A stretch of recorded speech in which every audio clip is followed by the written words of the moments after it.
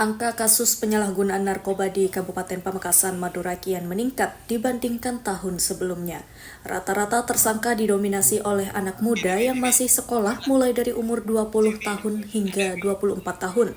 Hal tersebut disampaikan oleh Wakapolres Pamekasan Kompol Andi Purnomo pada saat menggelar konferensi pers akhir tahun 2024 di Mapolres setempat pada Selasa. Menurut Kompol Andi Purnomo, angka kasus penyalahgunaan narkoba pada tahun 2023 tercatat sebanyak 68 kasus dengan 98 tersangka, sedangkan sepanjang tahun 2024 meningkat, tercatat sebanyak 91 kasus dan 117 tersangka yang terdiri dari 2 tersangka perempuan dan sebanyak 115 tersangka laki-laki.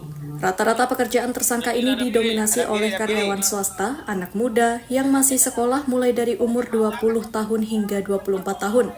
Kemudian barang bukti yang diamankan berupa sabu seberat 829 gram, obat terlarang dan berbahaya sekitar 13.987 butir dan tembakau gorila seberat 28,91 gram.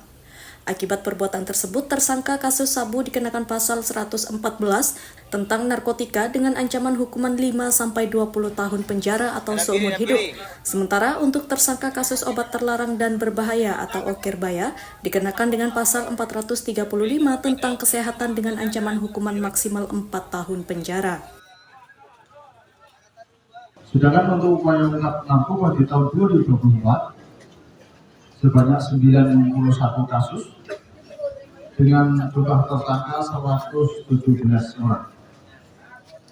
Barang bukti yang berhasil diamankan itu berupa sabu-sabu sebanyak 829,6 gram, okerbaya sebanyak 13.987 butir, untuk tembakau gorila sebanyak 28,91 gram.